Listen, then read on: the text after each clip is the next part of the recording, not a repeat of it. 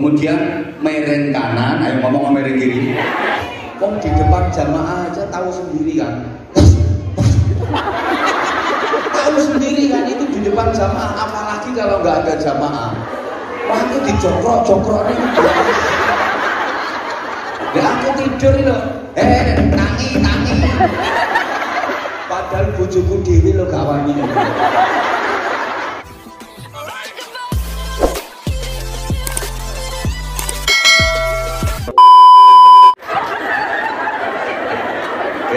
Terus lho. Apa to anakku dhewe kok. Arek-arek saiki kok ayu-ayu ya. Mengandung apa ya? Yang asli.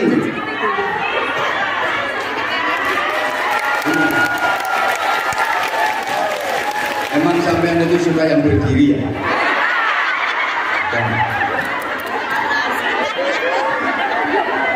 Allahumma sholli ala Muhammad. Habis ini serban keleleng habis ini. Ini kalau pengen mencontoh Rasulullah, kalau mau tidur wudu, terus zikir doa kalimat thayyibah, zikir doa kalimat thayyibah sampai tertidur. Sholawat, zikir doa, sholawat sampai tertidur. Seperti itu terus. Kemudian mereng kanan, ayo ngomong mereng kiri. Koyo gayamu Rasulullah kalau tidur itu mereng kanan hadap kiblat. Mereng kanan hadap kiblat. Paham enggak? Mereng kanan hadap kiblat. Misalnya kiblatnya di sana, berarti gini merengnya. Mereng kanan hadap kiblat. Terus telapak tangan yang kanan ini dipakai bantal pipi kanan gini, telapak tangan yang kiri ditaruh di atas paha kiri. Mulai mapan sampai tangi, yo wis ngono. Saya aku. Lho bantah gini. Panjenengan kowe asam aurat. Bantah gini loh. Nah kita nyontohnya juga gitu mapane sayang. Usahakan kalau mapan seperti itu, mereng kanan hadap kiblat. Ya pakai bantal, oke, pakai bantal. Tapi nih telapak tangan kanan dipakai bantal pipi kanan, telapak tangan yang kiri taruh di atas pupuki paha kiri. Dene kok nang tengah-tengah malang mego gak karo-karo urusan buri. Walaupun nanti di tengah-tengah tidur wes mekangkang wis karo-karoan. Kadang tangannya asalnya ning pipi kene langsung operasi dengan Gunung Bromo, Gunung Kelu. Kadang sampai hutan Jawa Tengah wis.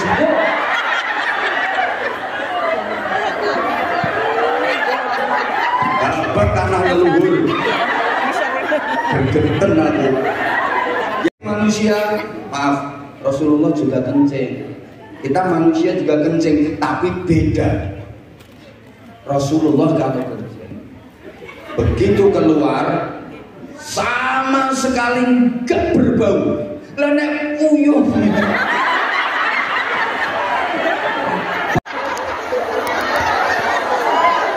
Keluar nane koyo teh. Muntuk lepes, apalagi habis makan pete. Masya Allah. Loh, sama. Lah ya habis makan pete, habis makan jengkol, habis makan kayak gitu. Ya. Ayo muyo saiki nek ana. Nek pengen survei. Sama manusia tapi beda. Sama-sama kencing tapi paham ya sampai sini? Sebagai manusia Rasulullah juga berkeringat. Ya, kita manusia juga berkeringat, tapi beda. Keringatnya Rasulullah harum, wangi. Di zaman dimana belum ada parfum, keringat Rasulullah itu wangi, harum. Tiga rebutan karo sahabat-sahabat.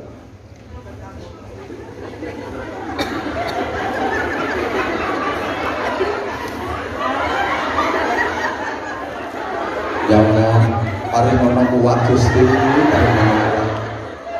sampeyan manusia yo keringetan, tapi keringetmu apa mana keringetnya kelek? Ayo ngomong buat apa? Masya Allah, itu beda. Nah, wes tau ini masih bukai deodoran koyo apa ya teman-teman. Dan sebagai manusia Rasulullah juga berludah. Kita manusia juga punya ludah, tapi beda. Ludahnya Rasulullah itu obat. Ingat gak pas ketika Rasulullah hijrah dikejar-kejar orang kafir, sembunyi ke dalam gua dibarengi sahabat Abu Bakar Siddiq. Saking capeknya Rasulullah tertidur di pangkuan Abu Bakar Siddiq. Ketika Rasulullah istirahat itu, tiba-tiba dari salah satu lubang di gua itu keluar kepala ular. Abu Bakar Siddiq langsung mikir, gak bahaya kan?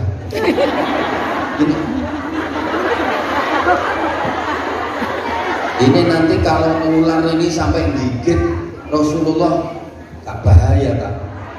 Mumpung dorong, ditutuplah lubang itu sama Abu Bakar Siddiq pakai tangannya. Abu Bakar gak mau ganggu Rasulullah yang lagi istirahat, gak mau gerak, langsung tutup pakai tangannya, plek. Ya namanya ular pengen keluar, lubangnya ditutup, nyokot, cetek, bengkak, membiru, racun menjalar, pucet Abu Bakar Siddiq. Sing nyokot ulane gede, ular Arab.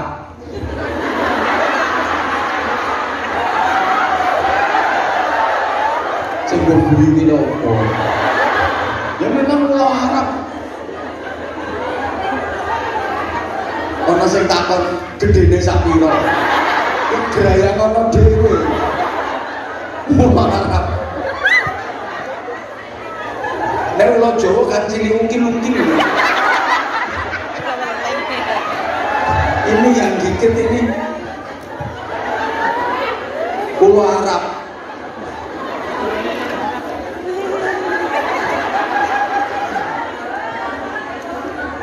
Wes. Iki garaya. Aku lu gak mikir tekan kono asli. Abu Bakar ini biru, pucet, keringat bercucuran. Akhirnya ada keringat Abu Bakar Siddiq yang netes ke wajah Rasulullah. Terbangunlah Rasulullah. Kenapa? Kamu kok pucet? Gak apa-apa. Ini sambil tangannya nempel ke dinding gua, ke dinding ular. Astagfirullah. Ya nek lho nek gak ngono ini.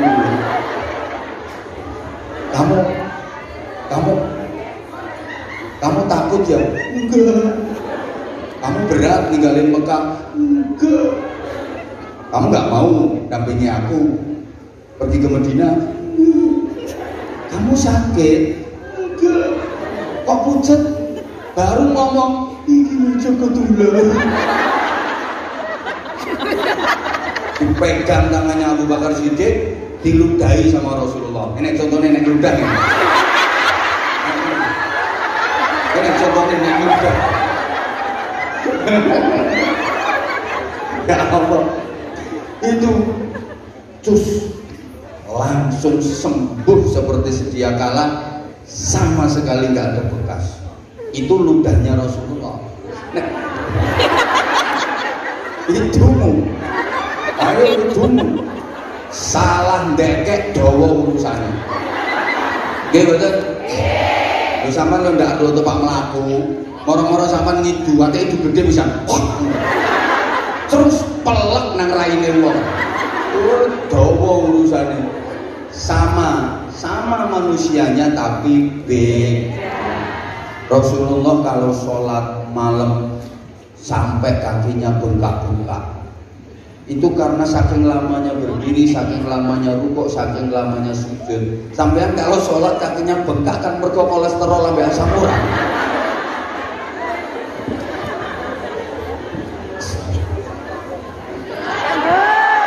Ini udah jam 12. Oke sekarang ya sekarang dengerin toh, kita berusaha mencontoh Nabi. Nabi itu manusia tapi tidak seperti umumnya manusia, karena beliau istimewa, beliau mampu bermain dalam ranah intelektual ketuhanan melalui akhlakul karimah.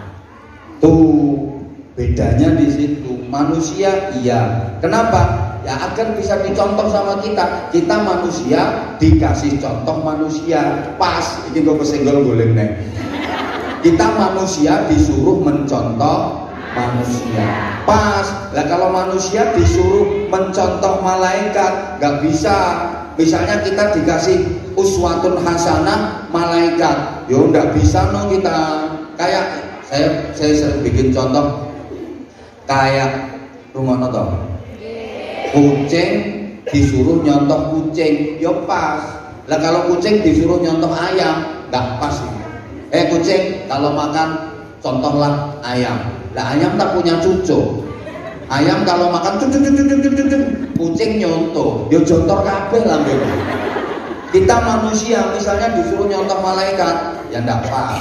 Kayak gini, yang jamaah yang ikut ngaji manusia, yang ceramah juga pas. Misalnya yang ceramah ini malaikat Israel,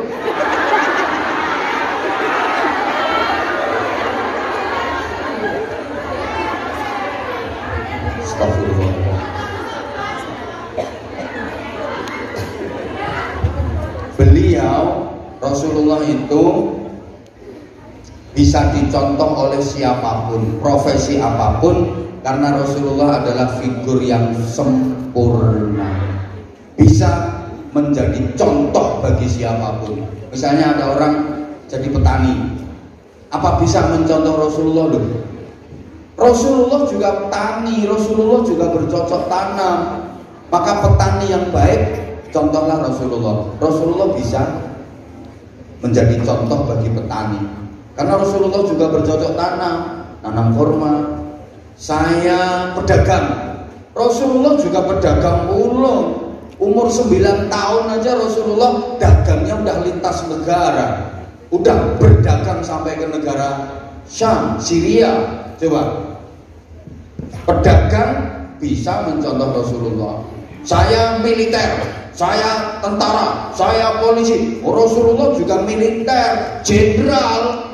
Rasulullah memimpin pasukan di medan perang.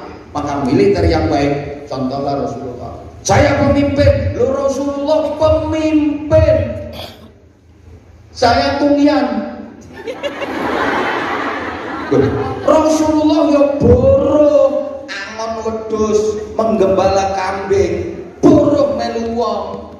Dagang itu Rasulullah awalnya buruh, ikut majikan namanya Sayyidah Khadijah yang akhirnya menjadi istri beliau. Buruh yang sampean-sampean ini wis tau ya bahasanya itu. Nyontoh Kanjeng Nabi, bagaimana kejujurannya, bagaimana seriusnya, bagaimana etos kerjanya.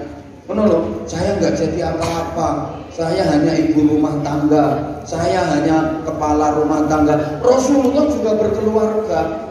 Maka sebagai ibu rumah tangga, bapak rumah tangga, anggota keluarga, kalau pengen bahagia, sakinah, rahmah, barokah, contoh keluarga Rasulullah. Nah misalnya urusan berkeluarga disuruh nyontoh Nabi Isa, ndak iso, Nabi Isa gak rabi yo. Membentuk keluarga sakinah, mencontoh Nabi Isa, ya ndak bisa. Nabi Isa belum sempat nikah, udah diangkat ke langit. Makanya besok Nabi Isa turun lagi ke bumi, rabi Nabi Isa. Nabi Isa itu nanti di akhir zaman turun ke bumi untuk memberantas kemungkaran, termasuk mateni Dajjal barang iku, halo. Dan Nabi Isa menjalankan syariatnya Nabi Muhammad, dan riwayatnya Nabi Isa sok rabi, mbok sapa bojone pokoke Nabi Isa sok rabi. Kotor namu. Ora doyan Nabi Isa. Gerdeno saku iki. Wis mustakmal. Allahumma sholli ala Muhammad. Kalau sekarang misalnya Bu, membentuk keluarga bahagia suruh nyontoh Nabi Isa, ndak iso Nabi Isa, ndak rabi, belum ada contoh. Nah saya yang misalnya syarat jadi kiai gak boleh rabi, aku milih kiai gitu. Gak jadi kiai ya wis enak, mau tinggal minggat. Wes. Ya Allah. Iki waktu tinggal setengah jam.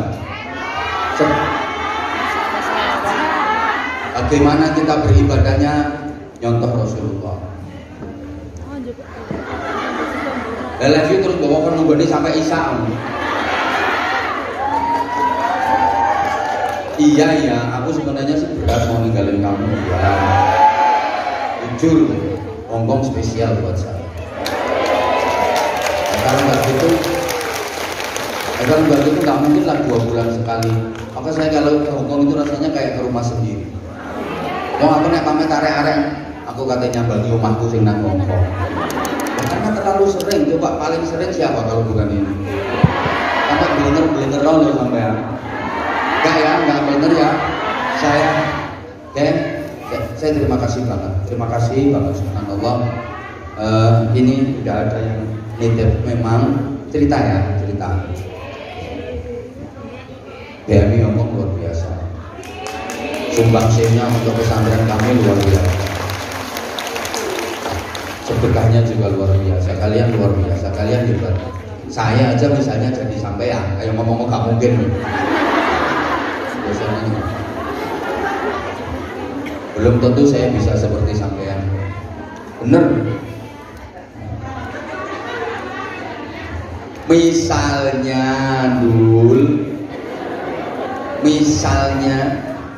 Misalnya saya jadi kayak sampean, belum tentu saya bisa seperti sampean.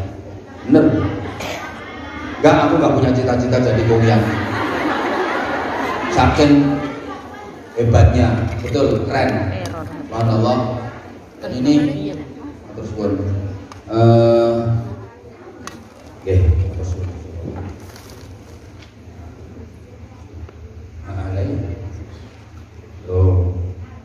surat cinta dari MTS Ilham.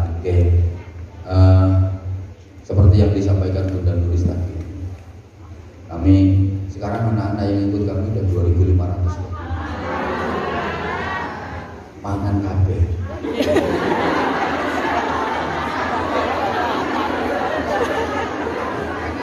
Beras itu per bulannya 12 sampai 13 ton. Itu beras saja. Tapi ya bukan berarti saya ngeluh, nggak boleh ngeluh. Tetap dicukupi sama Allah. Nah, salah satu wasilahnya lewat sampean. Kemudian gedung kemarin udah jadi. Sekarang pembebasan tanah samping pondok itu luas banget. Yang kemarin yang sudah saya sampaikan, saya terima kasih banget yang nitip wakaf kepada kami. Matur suwun semuanya, matur suwun, sangat membantu kami. Berapapun nominalnya sangat membantu kami, dan itu adalah merupakan tabungan sampean semua, harta paling berharga sampean semua, dan harta sampean yang sesungguhnya. Kalau sampean mau bikin pesantren sendiri kayaknya berat ya. Agak enggak lah. Nah, saya pengen ngajak, ayo bareng-bareng kita bikin wadah perjuangan ini bareng-bareng. Saya itu kepinginnya manfaat untuk semua. Saya hanya maklar saja, termasuk panjenengan. Subhanallah, atau suwun, saya udah kehabisan kata-kata lah kalau mau mengungkapkan terima kasih kepada panjenengan semua. Nyempat nih, masya Allah. Mudah-mudahan Allah membalas dengan balasan terbaik buat panjenengan semua. Tapi kalau panjenengan ikhlas, insya Allah panjenengan akan mendapatkan sesuatu yang bahkan kadang-kadang di luar perkiraan panjenengan. Saya sudah sering membuktikan itu.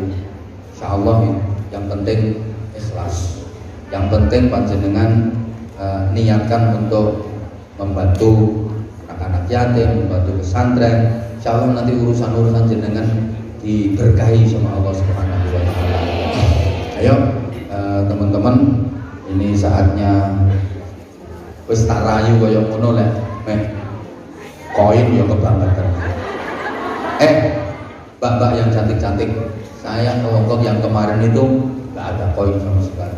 Keren jamaah yang kemarin. Insya Allah jamaah sekarang ini jauh lebih keren.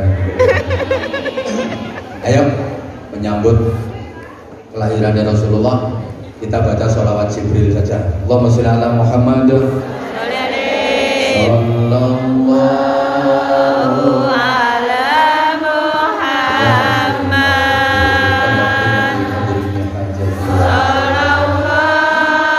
Sallallahu alaihi wasallam. Sallallahu ala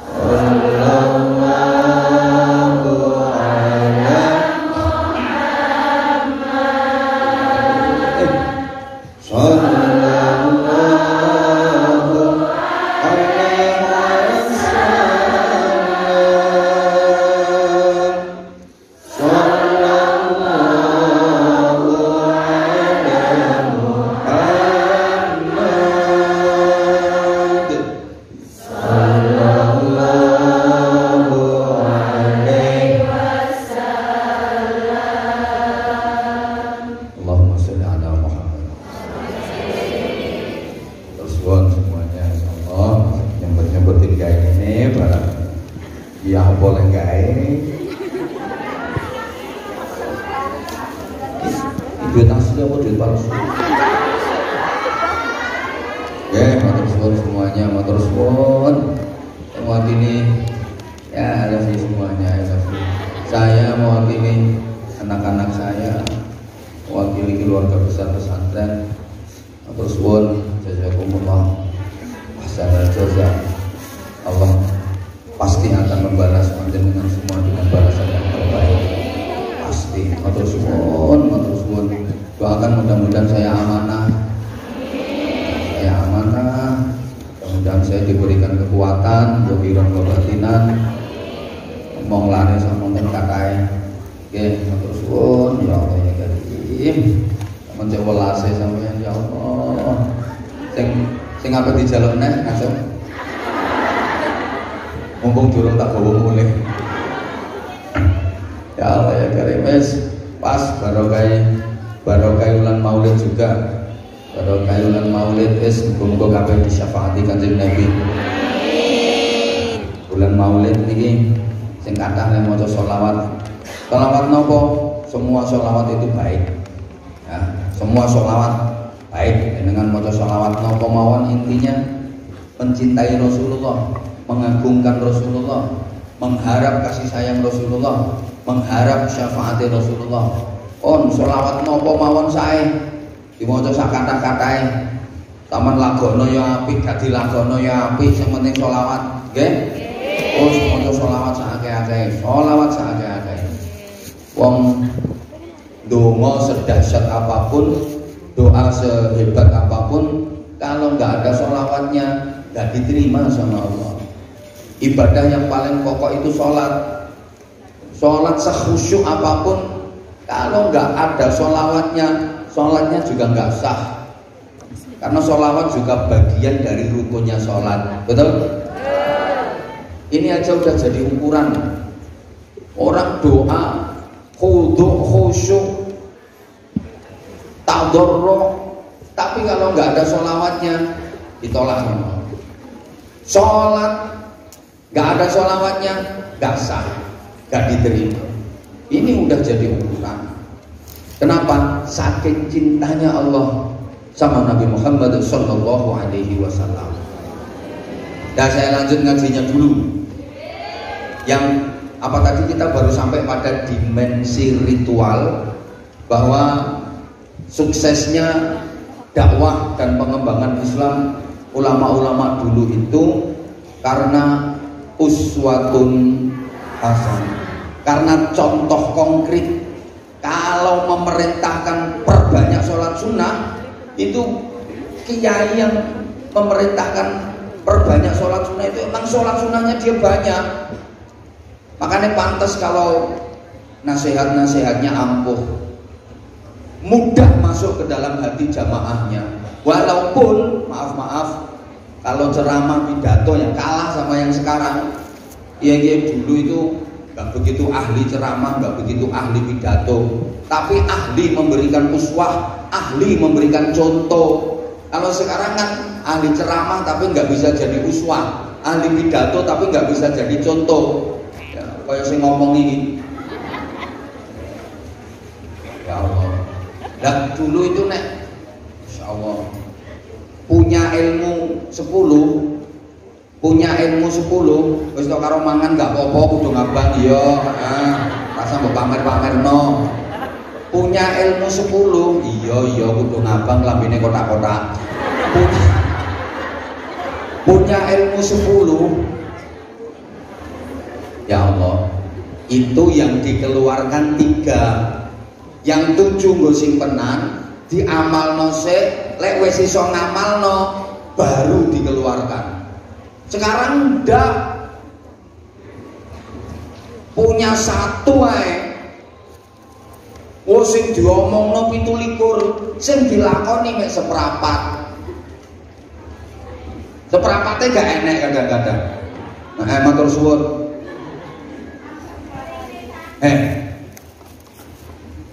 Kiai dulu itu kalau lagi sholat udah nikmat betul dengan sholat. Nikmat betul dengan sholat. Nah, sampeyan sholat mau kena dileboni nyamuk siji iso ginjal-ginjal. Adek nyamuk lanang. Muser ning selakangan.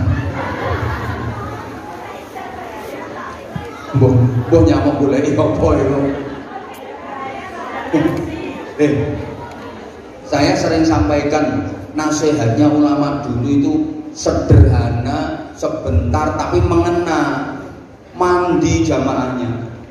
Wong nakal 20 dinasihati 5 menit, besok yang 19 insaf. Yang nakal tinggal 1. Ya tetap ada ngobong-ngobongin neraka. Lah kalau sekarang ada anak nakal 20 saya ceramai 2 jam, besok yang nakal jadi selikur soalnya ketambahan aku. Bedanya di situ. Halo? Halo? Ya Allah. Ya Allah, ya Allah. Ngajar ngaji itu ya sederhana banget. Tapi kenapa kok mengena? Saya itu yang jujur aja. Yang paling mancep di hati itu justru ngaji yang diajari sama kiai-kiai sepuh yang pelajarannya sederhana. Sampai sekarang itu lo masih ingat.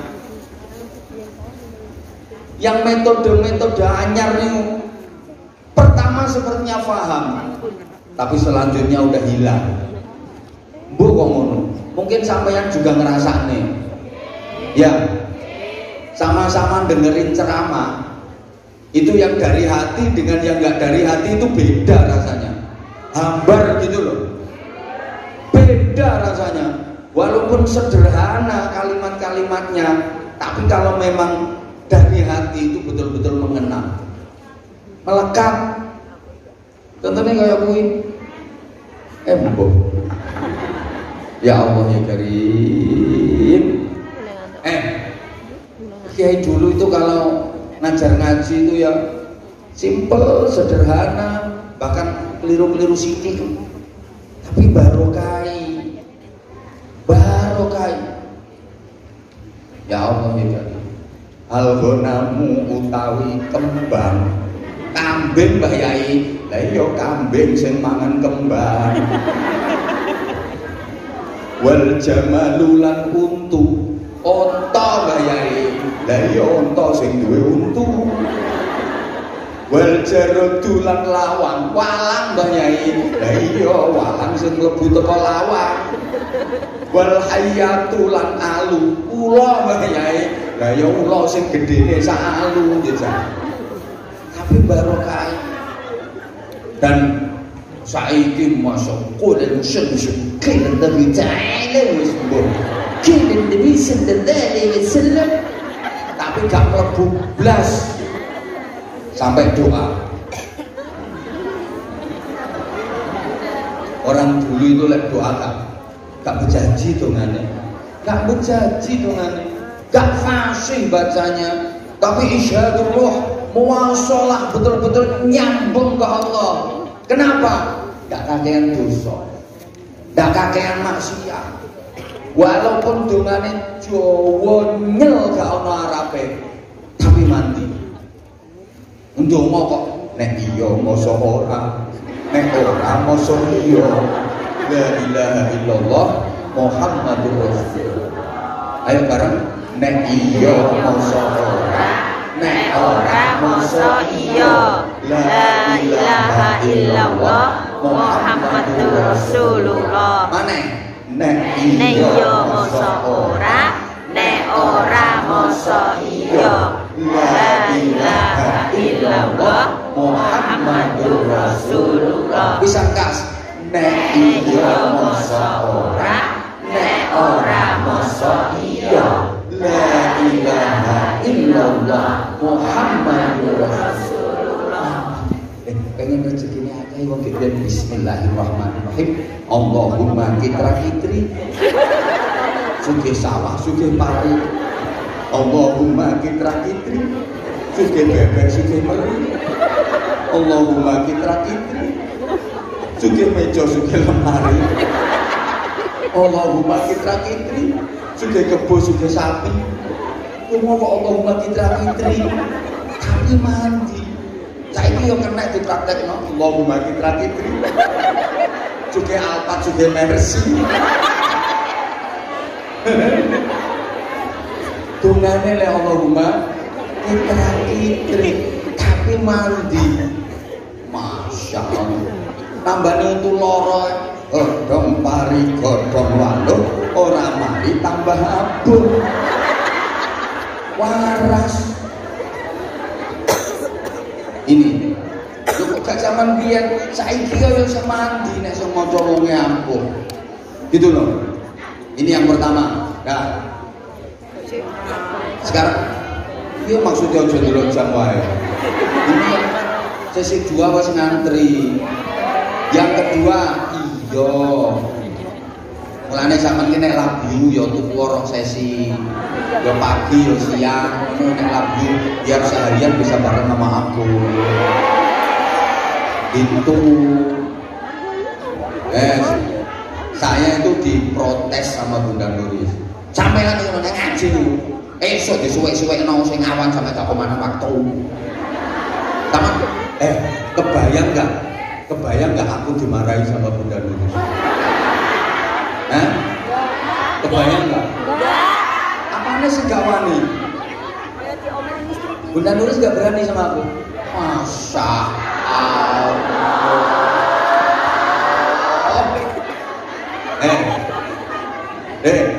Wong di depan jamaah aja tahu sendiri kan. Tahu sendiri kan itu di depan jamaah, apalagi kalau nggak ada jamaah. Wah itu dijongkrok-jongkrok nih.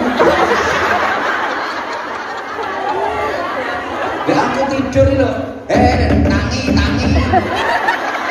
Padahal bojoku dhewe lho gak wani.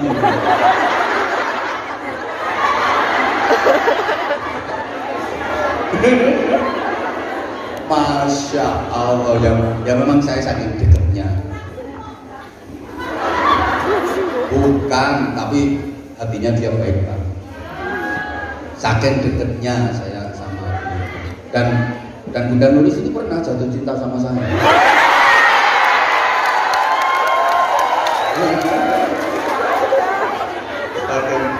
Kakak, kita ini udah bersaudara. Saya sama keluarganya. Saya kalau ke Malang dekat rumahnya beliau ya mampir. Ke Bunda Neng juga yang sekarang ikut sini. Saya kalau ke Kebumen mampir. Kalau ada waktu, saya ini senang silaturahim kok. Tidak apa-apa kalau memang saya ngaji di daerahnya jenengan, kebetulan dekat dan ada waktu longgar. Tidak apa-apa diapain, tapi ya sama nono. Saya senang silaturahim itu senang. Wes, saya itu diprotes kalau ngaji pagi, suwi awane dulu sehingga jamaah itu rebutan tiket yang pagi. Katanya gitu ya. Sekarang paginya tak sebentar aja ngono. Biar adil, ndak. Gue ketularan Bunda Nuris ini loh sayang, maksudku biar adil dan sama-sama nanti yang siang juga kebagian waktu agak lama. Ini tadi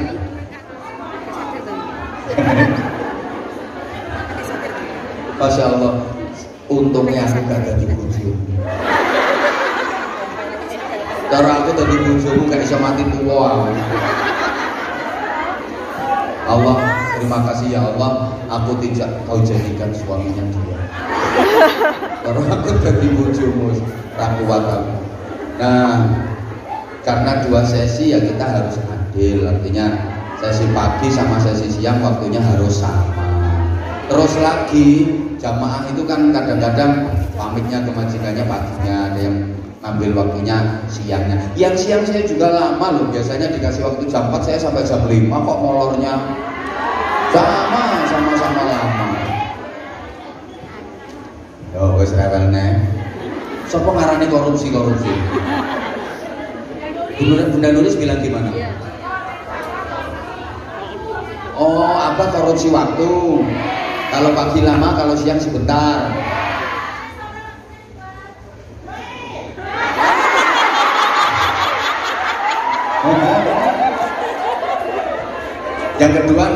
dimensi sosial. Jadi bukan hanya ritual saja, tapi juga sosial. Bukan hanya ubudiyah saja, tapi juga muamalah. Bukan hanya vertikal saja, tapi juga horizontal. Memang bukan hanya hablum minallah saja, tapi juga hablum minan nas. Pecah iki HP buka apa-apa, jaluk ganti panitia. Bukan hanya hablum minallah saja, tapi juga hablum minan nas. Dan semua ibadah itu intinya di situ. Ya hablum minallah, ya hablum minan nas.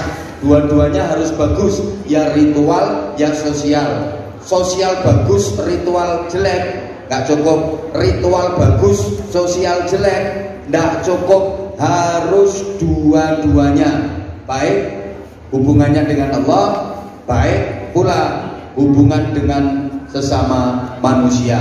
Ibadah oke, muamalah juga harus oke. Islam mengajarkan keseimbangan. Ada orang ibadahnya bagus tapi muamalahnya buruk, ini gak disuka sama Allah dan gak diterima ibadahnya. Sholatnya khusyuk, sholat sunnah dilakukan semua, dikerjakan semua, puasa rajin, baca Quran rajin, zikirnya rajin, tapi kalau dengan saudara gak akur, dengan teman nggak mau baik, nggak gelem rukun, nggak cukup, dan diterima. La yadkhulul jannah qati'ur rahimin. Orang yang nggak mau baik sama saudara, mutus persaudaraan, itu nggak akan bisa masuk surga sebagus apapun ibadahnya. Yang kutullah qati'ur rahim, walau mata jawfal ka'bah sajidan. Allah melaknat orang yang memutus persaudaraan walaupun dia matinya lagi bersujud di dalam Ka'bah. Coba, itu mati posisi terbaik dalam keadaan sujud di tempat terbaik di dalam Ka'bah. Tapi kalau dia mutus persaudaraan, dia mutus ikatan kekeluargaan, maka dilaknat sama Allah. Ini pentingnya sosial. Bahkan banyak orang dijadikan kekasihnya Allah dari ibadah sosial. Banyak orang mendapatkan pahala besar karena sosialnya. Allahumma sholli ala Muhammad. Sangat masyhur riwayatnya. Jenengan juga sudah sering mendengar cerita Imam Ghazali radhiyallahu anhu rahimahullah itu mendapatkan futuh karena walas sama lalat. Ya, lagi nulis kitab pakai tinta, ada lalat kehausan, plek masuk ke dalam tinta, dia minum air tinta itu. Imam Ghazali ini mau nyelupin pena ke tinta, gak jadi, kasihan sama lalat. Nanti kalau penaku ini tak celupin ke tinta itu, lalat minumnya belum sampai kenyang, belum sampai minum belum selesai, dia pasti udah terbang. Gak jadi ditahan sampai lalat minum selesai, terbang, baru dilanjut tulis tintanya. Ini kan sosial. Ingat pula, maaf, ada seorang pelacur. Kok pelacurnya? Ya pas betul loh. Yang memang cuma seorang, yang juga cuma seorang. Kok langsung kroso ya? Nah, yang berarti pelanggannya ini. Ada seorang pelacur, ayo lagi. Ini dia pulang dari majelis perpelacuran. Ya, habis jualan sarang burung. Pulang, dia kehausan, nyari air, dia mendapati ada sumur tua, tapi nggak ada alat untuk ngambil air. Dia lepas selendangnya, dicelupkan ke dalam sumur itu, setelah basah oleh air ditarik, diperes untuk diminum airnya. Lego. Mau melanjutkan perjalanan, yang lihat ada seekor anak anjing, bahasa Inggrisnya itu kire, yang lagi kejet-kejet. Kire itu melet-melet, kejet-kejet, kehausan. Timbul rasa iba, kasihan. Dia balik lagi ke sumur, dilepas lagi selendangnya, dicelupkan, setelah basah oleh air ditarik, kemudian dipereskan ke congornya kire tadi.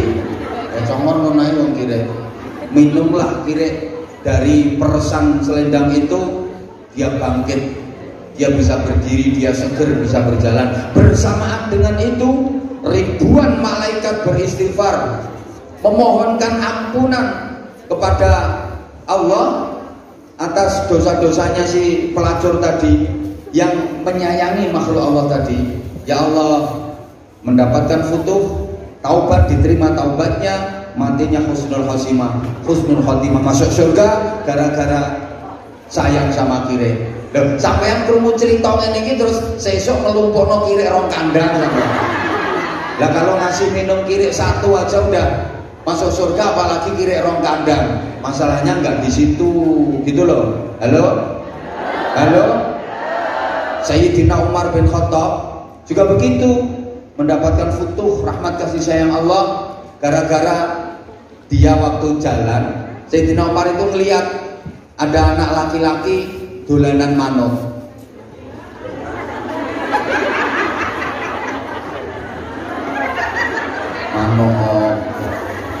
Ono bocah lanang dolanan manuke.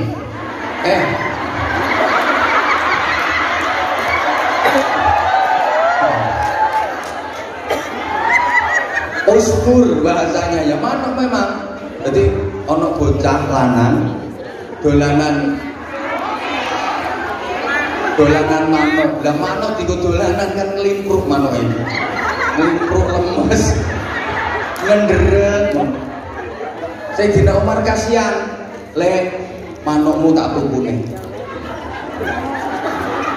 Iki kok lek mbok dolanan terus mati iki kok manuk iki. Tak tukune le. Karena Sayyidina Umar kasihan. Dibelilah manuk itu, dikasih minum, dikasih makan, setelah seger dilepas terbang sama Sayyidina Umar. Coba.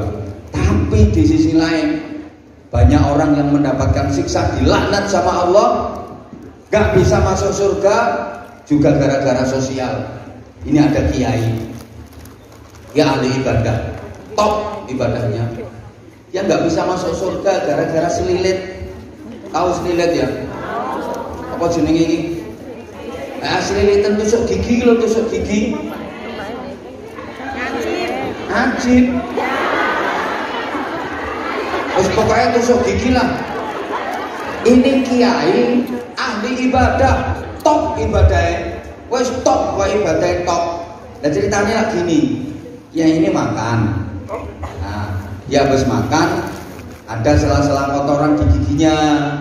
Nah, bunyai waktu itu lagi nawar kayu bakar, pas ada penjual kayu bakar. Zaman semono durung ono LPG. Bunyai itu lagi nawar kayu bakar sama penjual kayu bakar yang dipikul itu di samping dalamnya kiai.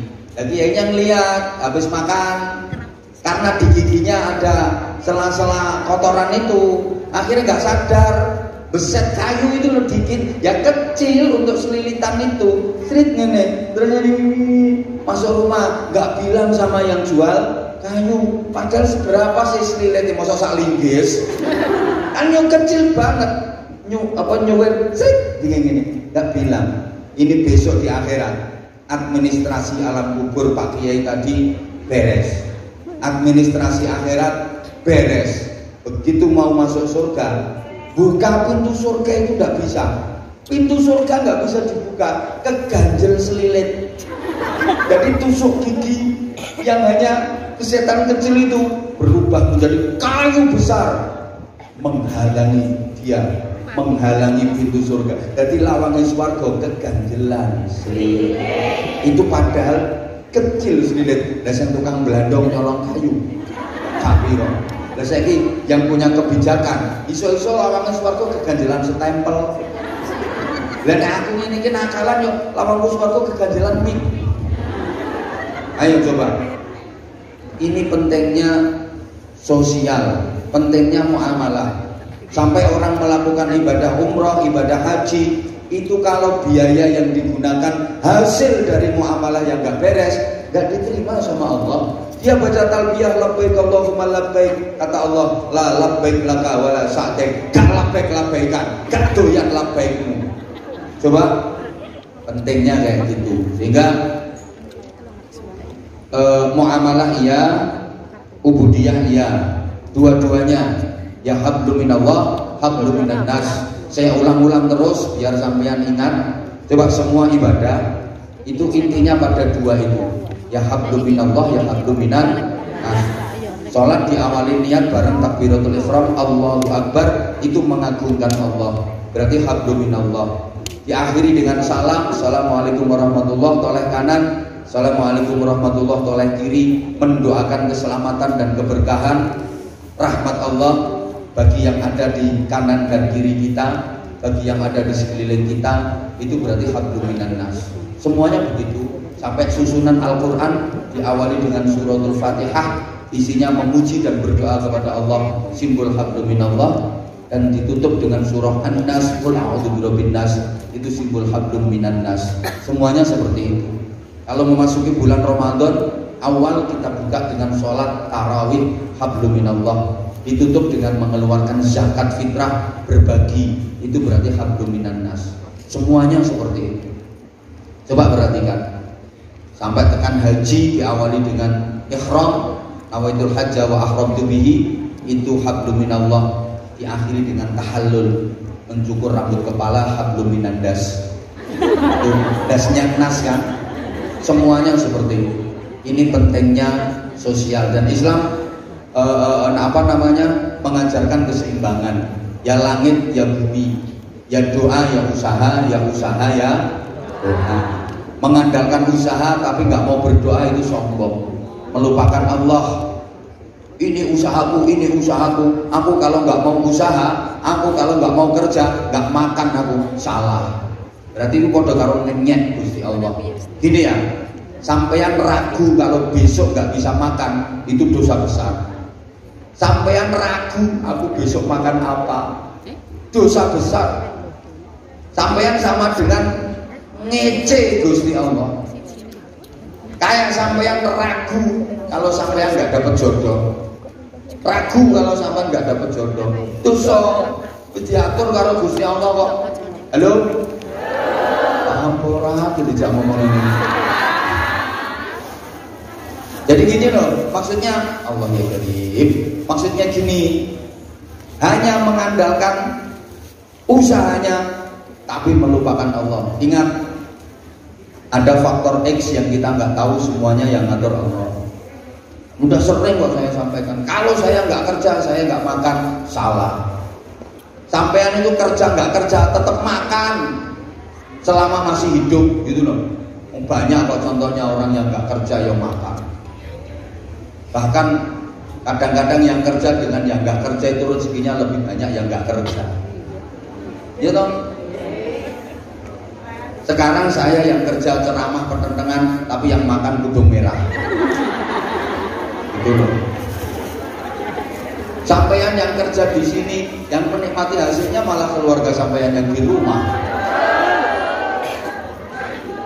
Nah itu yang kerja sama yang nggak kerja, kadang-kadang rezekinya lebih banyak yang nggak kerja. Wah, anak kecil-kecil, terus, wah selamat milad Mbak Sulastia, panjang umur, tambah dewasa, tambah solehah, tambah istiqomah ibadahnya. Insya Allah Mbak Sulas Ria, Insya Allah, mudah-mudahan tambah manfaat, tambah barokah. Ya Allah ya Karim, udah banyak doa.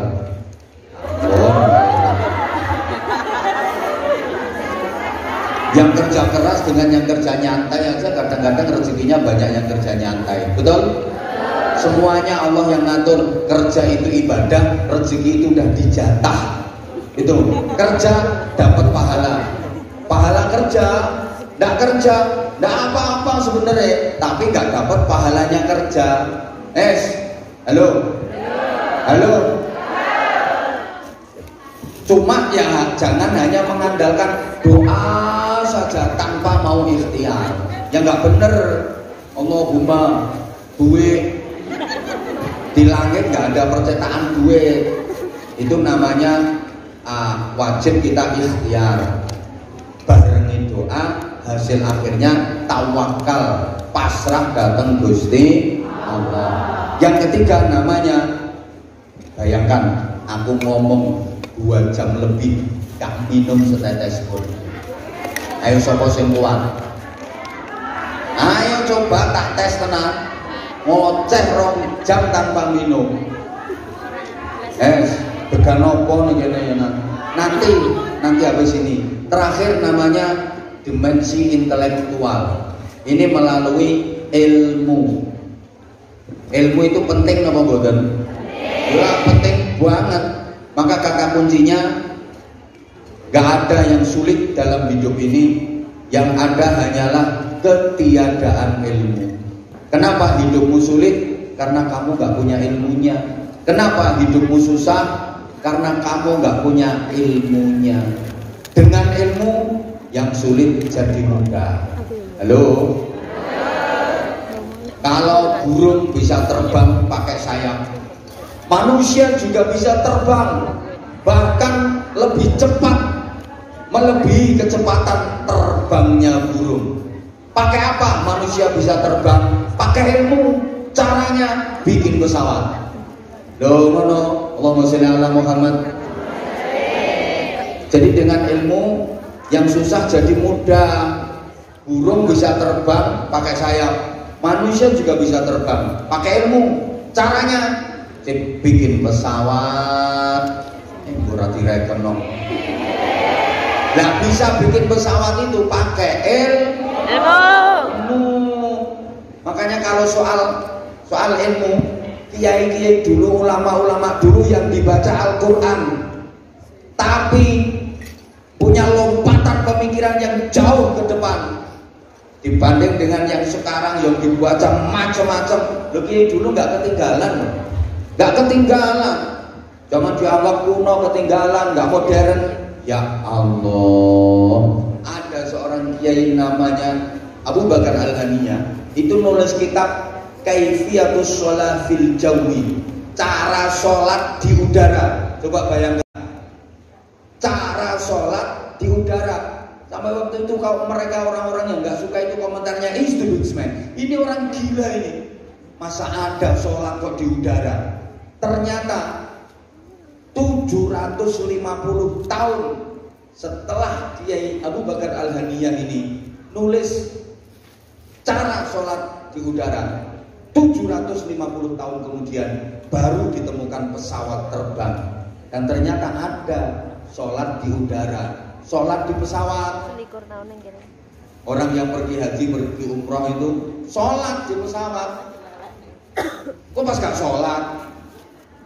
Tetap sholat. Nah cuma ini ada perbedaan pendapat. Kalau yang NU lihurmatil waqt, sholatnya lihurmatil waktu. Nanti sampai di tujuan dikodok sholatnya. Nah kalau Muhammadiyah dan ada yang sholat pakai tayamum. Tayamumnya pakai apa? Ya itu pakai kursi pesawat, pakai tembok pesawat, dinding pesawat, katanya ada debu. Gitu. Saya pernah bareng sama orang yang kayak gitu. Nah, kalau saya ya dihormatil waktu, sholat di pesawat dihormatil waktu, sampai lokasi nanti dikodok lagi sholatnya, kan gitu. Ada temen yang tayamum, tak bilangin, sampai ngapain? Tayamum mau sholat, kok tayamum? Pakai kursi, ini kursi udah dipakai orang tadi, berarti mustakmal, nggak sah. Udah pernah dipakai orang kok mustakmal, terus gimana ganti dia temboknya pesawat? Lah tak bilangin, itu juga sudah pernah dipakai orang, mustakmal itu. Terus mana yang belum mustakmal? Ada pramugari lewat. Tak bilangin, itu loh bokongnya pramugari. Kawin tayamum.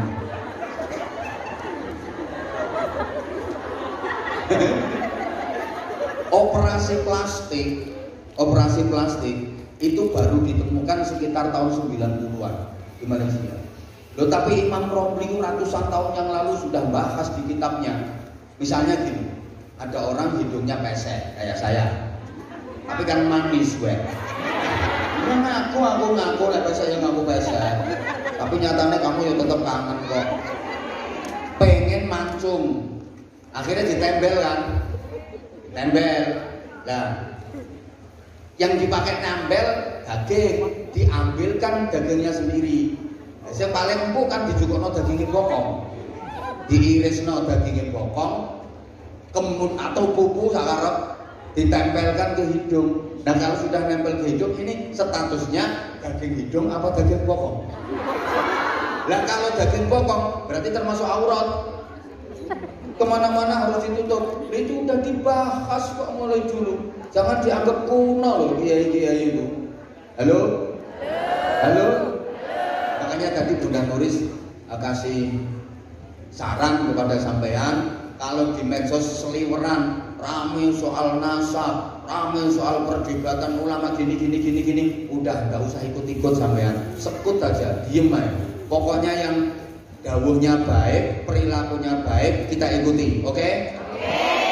Pokoknya yang apa yang ngarani ngendikan-ngendikane apik, dawuh-dawuhe sae, terus perilakunya sae, akhlaknya sae, yang diperintahkan baik, kita ikuti, siapapun dia, keturunan siapapun dia, oke? Ya, tapi kalau dawuhe elek, perilakunya elek, ya nggak usah diikuti, siapapun dia, keturunan siapapun dia. Wis ngoten mawon nggih. Boten usah derek-derek sampean. Pun hormati siapapun, apalagi orang yang berilmu. Kita bukan hormat apa-apanya. Satu, hormat kealimannya. Kita taklim karena kealimannya, karena sepuhnya. Kita taklim karena akhlaknya. Itu udah cukup, wes. Cukup. Gak usah berubah jadi benci. Gak setuju, siapapun gak boleh dibenci. Bahkan musuh sekalipun kita dekati dengan cinta, kita dekati dengan kasih sayang. Oke? Udah, jangan ada kebencian di dalam hati. Gak boleh ada kebencian kepada siapapun. Wes ngoten pesan saya seperti itu, nggih. Taman boten usah melu-melu komen wong cilik. Saya aja sebut tok. Ndak, siapapun pokoknya baik ya kita hormati. Wes ngoten mawon lho. Boten usah derek-derek. Ini sudah merupakan apa yang namanya, sudah merupakan apa to jenenge ngene iki. Wis ora kena ditolak ya wis ngene iki pancene zaman akhir. Kok takdir ae. Zaman akhir ya seperti ini. Udah, sampean ndak usah ikut-ikut yang model-model kayak gitu. Yang penting ibadahnya sampean diperbaiki, wis kerja sing apik, diniati ibadah, wis beres, oke? Oke? Boten usah derek-derek. Apa maneh kakek wis mampu-mampu politik. Alhamdulillah sekarang BMI Hongkong wis mulai dewasa, cerdas-cerdas. Tepuk tangan untuk BMI Hongkong. Wah, dulu imbas pilpres sudah karu-karuan. Yang dahulu rame, yang belakang alhamdulillah udah dewasa, wis gak begitu lok-lokan, gak begitu malah sing mulai ribut, malah podo-podo panitia pengajian. Ono masalah ini, ya. Wes, pokoknya wes, saiki BMI Hongkong udah dewasa kok. Saya yakin udah dewasa, udah keren, gak kayak yang dulu. Saya ngapik, ilmu itu penting. Al ilmu nurun, ilmu itu cahaya. Cahaya itu lampu.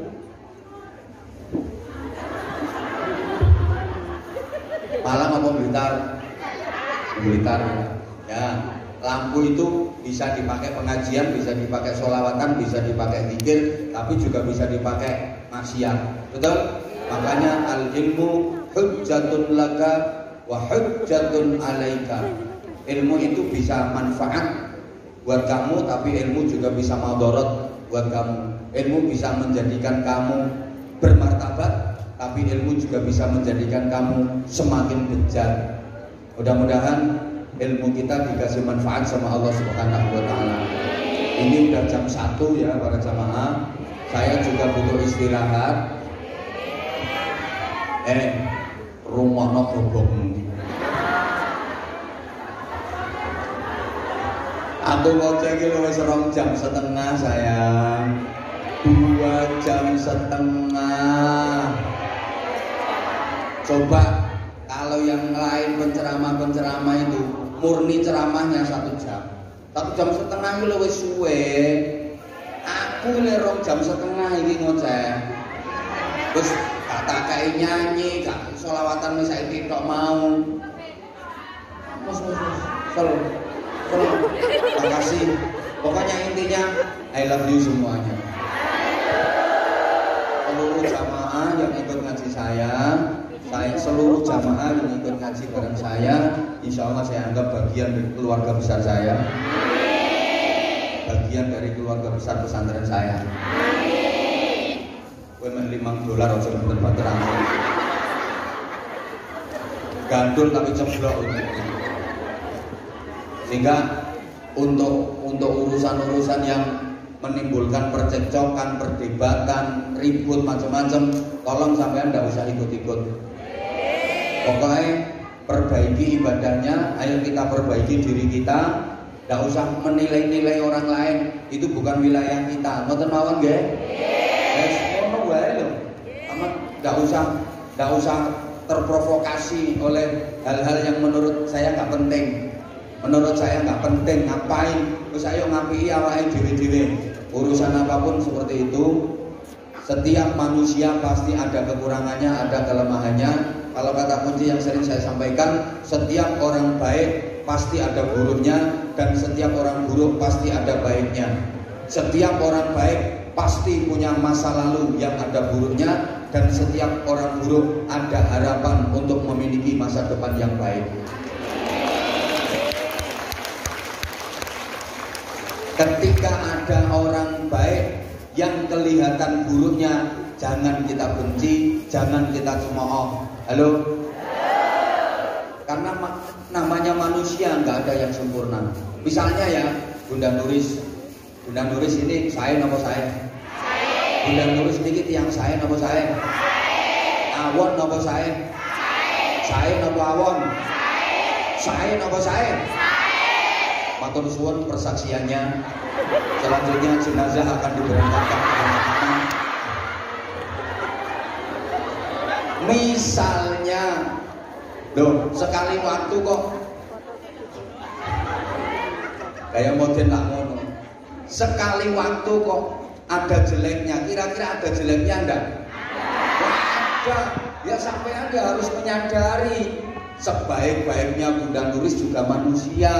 Pasti ada jeleknya. Nah, jangan hanya lihat jeleknya saja. Ingat dong, kebaikan yang selama ini dirintis dan dilakukan oleh Bunda Nuris. Gitu loh. Memandang orang itu gitu. Nah, kita kan enggak toh. Kita kan enggak.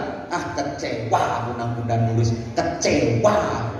Tak pikir selama ini baik, ternyata loh. Padahal baiknya itu udah ribuan. Jeleknya cuma 1-2, tapi baiknya yang ribuan itu hilang. Nah itu tidak boleh kita menilai orang seperti itu, tidak boleh. Halo? Halo? Setiap orang baik pasti ada buruknya. Setiap orang baik pasti punya masa lalu yang ada buruknya. Apalagi saya, sampean aja yang tidak begitu ngerti. Wah, buruknya saya sambrek sak buajem, nguaket banget. Sampean aja yang enggak ngerti. Gitu loh. Cerita enak kok sampean tak cerita. Nah, gitu loh. Demikian pula orang buruk itu juga ada sisi baiknya. Makanya kalau sama niku dikongkon ngambil hikmah dari kebaikannya. Oke? Matur suwun semuanya, terutama yang untuk yang sudah infak ke pesantren kami. Matur suwun, subhanallah. Ya, yuk kita akhiri dengan doa sederhana. Sarung mangganya, tadi saya mau bagi-bagi sarung tapi nggak boleh sama Bunda Nuris. Terima kasih ya, kan gini, kemarin itu banyak yang tanya sarung. Akhirnya Bunda Nuris bilang, wes gue sarung aja, gak usah kadek bagi-bagi sarung, tentang waktu. Tak boleh. Menes kadung bagi-bagi sarung ngomong-ngomong karo jamaah, entek waktu ae. Kok enggak ada kesempatan untuk ngajinya, akhirnya Bunda Nuris punya inisiatif. Nah itu, jangan lihat barangnya tapi lihat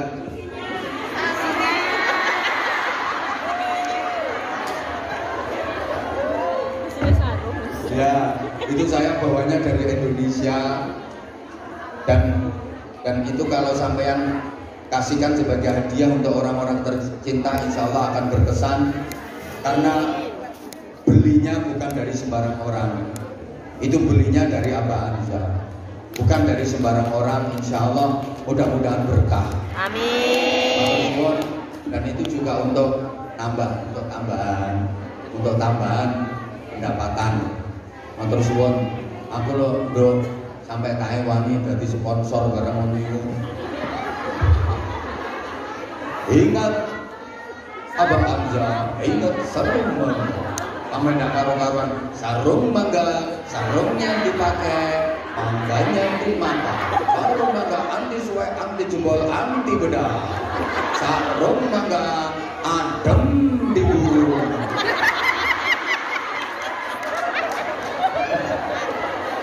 Kemudian ndak karu-karuan lah kalimat-kalimat itu. Ono sing sarung agak kecut, ono sing ndak karu-karuan. Dadi ini wis manapa yo tak belani kaya ngono-ngono iku demi anak-anak, demi pesantren.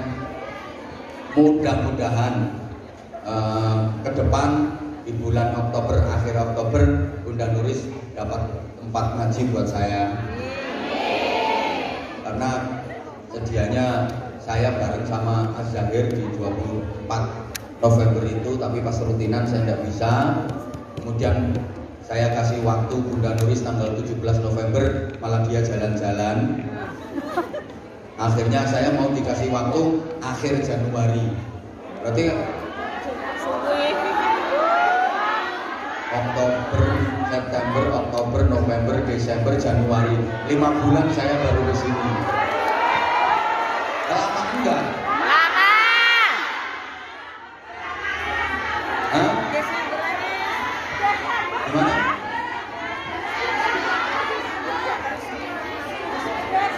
Dua bulan sekali. Oktober kesini lagi. Ya, Oktober insya Allah saya kesini lagi. Insya Allah akhir Oktober kita kesini lagi dengan situasi yang lebih mengasihkan. Nanti saya bagi-bagi sarung ya. Oke, nanti insya Allah bulan Oktober ada nggak tempat Oktober? Ya, insya Allah. Saya dikasih jadwal akhir Januari. Oh. Ya, insya Allah nanti akhir Januari 3 hari Imlek bersama Abah Arja. Ya, tapi sebelum Januari itu Oktober insya Allah. Ya kalau nggak dikasih, gimana kalau saya datang kalau kita ngaji di jalanan? Oke ya. Kalau ditangkap polisi, aku ke penjara bareng-bareng ya. Udah Nuris boleh-boleh kau tadi. Sampun gitu, sampun. Mudah-mudahan barokahnya ngaji, barokahnya sedekah. Ya Allah, ketembus kerucuk. Gemeter, asli gemeter. Barokahnya hormat maulid, kita termasuk bagian dari umat ijabah. Niatkan cinta kepada Rasulullah. Niatkan cinta kepada Rasulullah. Ketika Rasulullah ngaji kayak gini, bareng para sahabat, tiba-tiba ada seorang badui, wong desa kaya sampean. Ujuk-ujuk, apa ujuk-ujuk gitu ya? Ujuk-ujuk, mak betunduk.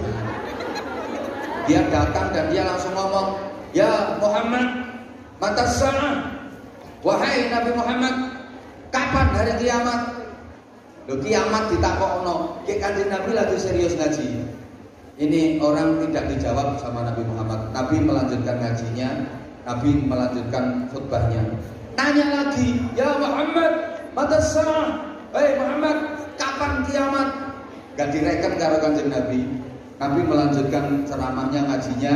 Jadi maaf ya, kalau ada jamaah yang misalnya ada orang ceramah terus ngoceh gak diperhatikan, ini punya dalil. Dan aku yuk gak ngono ya, antem salon. Sampai 3 kali ini orang nanya, ya Muhammad, mata sa'ah. Wahai Nabi Muhammad, kapan kiamat itu terjadi? Setelah itu baru Nabi balik bertanya, Mas, sampean kok takon kapan kiamat itu? Ma a'adattalah. Iya, ini mau doa. Kamu kok nanya kiamat kapan itu? Apa persiapanmu untuk menghadapi hari kiamat? Kamu sudah punya persiapan apa? Apa yang kamu persiapkan untuk menghadapi datangnya kiamat? Gayamu kok tanya-tanya kiamat kapan? Jawaban dia apa? Ma'adatullah. Saya nggak punya persiapan apa-apa, wahai Nabi Muhammad. Saya nggak punya persiapan apa-apa. Ghairu anni uhibbullah wa rasulah. Kecuali aku ini mencintai Allah dan Rasulnya. Saya nggak punya persiapan apa-apa. Saya nggak punya persiapan ibadah berupa sholat. Saya nggak punya persiapan puasa. Saya nggak punya persiapan apa-apa. Saya hanya mencintai Allah dan Rasulnya. Kemudian Nabi tersenyum dan berkata, Anta ma'aman ahbabka. Kamu akan dikumpulkan bersama dengan orang yang kamu cintai. Kalau kamu cinta aku, maka kamu telah akan kumpul bareng sama aku. Nah ini I love you too. Jadi insya Allah kita ngaji ini kan saling cinta, betul? Sampean ini loh datang ke sini karena sampean tahu brosur akan ada Abah Hamzah di Hongkong ngaji bareng Abah Hamzah. Kemudian sampean ngantri tiket, kemudian sampean berusaha datang. Ini kalau nggak didasari rasa cinta nggak mungkin. Insya Allah nanti kita akan dikumpulkan bareng-bareng, kita berjuang bareng-bareng. Al-Fatihah. Bismillahirrahmanirrahim. Alhamdulillahirabbil alamin. Arrahmanirrahim. Maliki yaumiddin. Iyyaka na'budu wa iyyaka nasta'in. Ihdinas siratal mustaqim. Siratal ladzina an'amta 'alaihim ghairil maghdubi 'alaihim waladdallin. Rabbighfir li wa liwalidayya wa lil mu'minina amin ya rabbal alamin. Al-Fatihah. A'udzu billahi minasyaitonir rajim. Bismillahirrahmanirrahim. Alhamdulillahirabbil alamin. Arrahmanir rahim. Maliki yaumiddin. Iyyaka na'budu wa iyyaka nasta'in. Ihdinas siratal mustaqim. Siratal ladzina an'amta 'alaihim ghairil maghdubi 'alaihim waladdallin. Rabbighfir li wa liwalidayya wa lil mu'minina amin ya rabbal alamin. Wa qada'il hawaij. Hadhihi jama'ah fi hadzal majlis mubarak ya Allah. Al-Fatihah. A'udzu billahi minasyaitonir rajim. Bismillahirrahmanirrahim. Alhamdulillahirabbil alamin. Arrahmanir rahim. Maliki yaumiddin. Iyyaka na'budu wa iyyaka nasta'in. Ihdinas siratal mustaqim. Siratal ladzina an'amta 'alaihim ghairil maghdubi 'alaihim waladdallin. Rabbighfir li wa liwalidayya wa lil mu'minina amin ya rabbal alamin. Ya Allah, seluruh jamaah yang hadir di majelis ini, mudahkan urusannya ya Allah. Mudahkan urusannya ya Allah. Lancarkan rizkinya ya Allah. Barokai sisa umurnya ya Allah. Istiqomahkan ibadahnya ya Allah.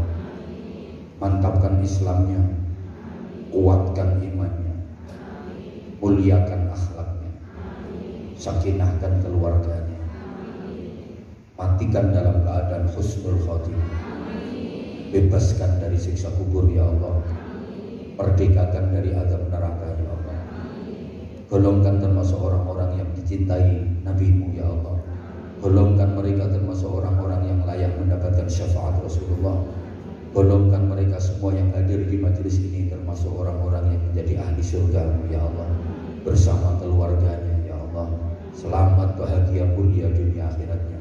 Rabbana atina fid dunya hasanah wa fil akhirati hasanah wa qina adzabannar wa qina adzabannar wa qina adzabannar wa adkhilna al jannata ma'al abrar fadlika ya aziz ya ghafar ya halim ya sattar ya rabbal alamin. Ya Allah, setiap desahan nafas, setiap langkah kaki, setiap tetesan keringat dari BRI Hongkong yang ikut ngaji di majelis ini jadikan sebagai ibadah ya Allah.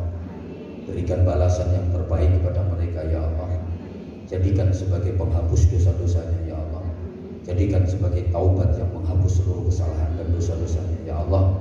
Jadikan sebagai tabungan pahala ya Allah. Jadikan sebagai amal perjuangan ibadah ya Allah. Mereka adalah pahlawan keluarganya ya Allah.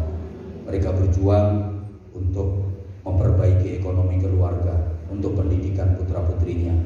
Jadikan itu semuanya bernilai ibadah ya Allah. Jadikan itu tabungan pahala ya Allah, penebus segala kesalahan dan dosa-dosanya.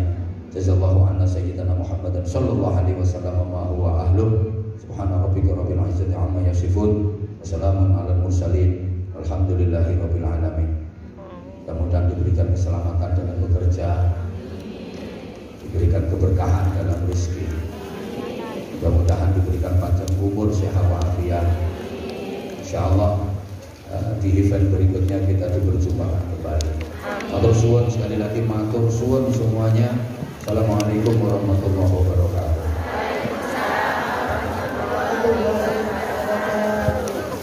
Terima kasih sebenarnya yang Orang kalau dapat kayak gini tak bawa pulang. Bangun. Aku sekarang oh ya, ya. Oh ya, ya. Salam ke Mae ya. Salam ke Mae. Matur suwun, matur suwun. Ya Allah.